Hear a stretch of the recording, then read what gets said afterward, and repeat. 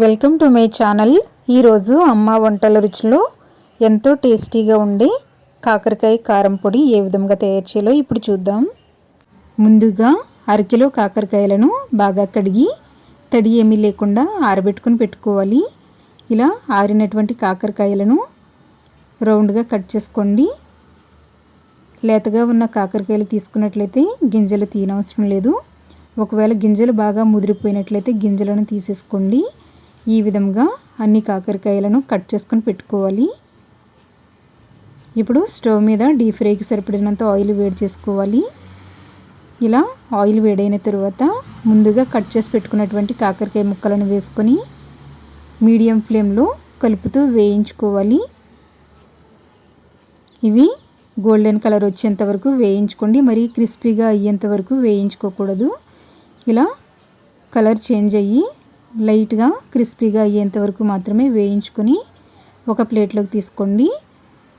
తరువాత అదే ఆయిల్లో 1 కప్పు వేరుశనగ పప్పును వేసుకొని మీడియం ఫ్లేమ్లో కలుపుతూ వేయించుకోవాలి.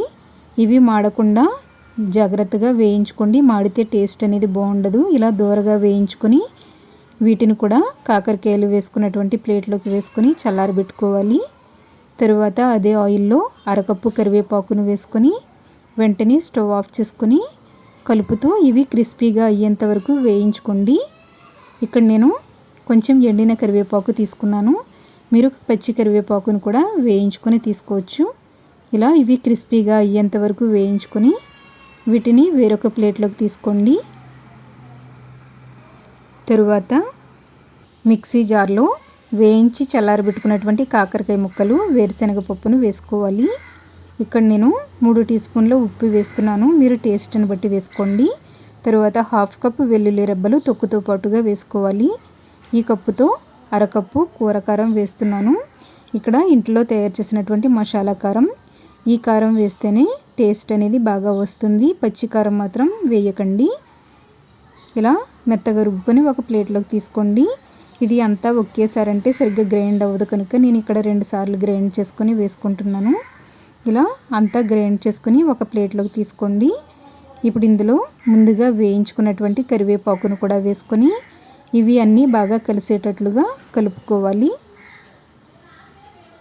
ఇంట్లో తయారు చేసినటువంటి మసాలా కూర కారం వేసి తయారు చేయడం వల్ల టేస్ట్ అనేది చాలా బాగుంటుంది.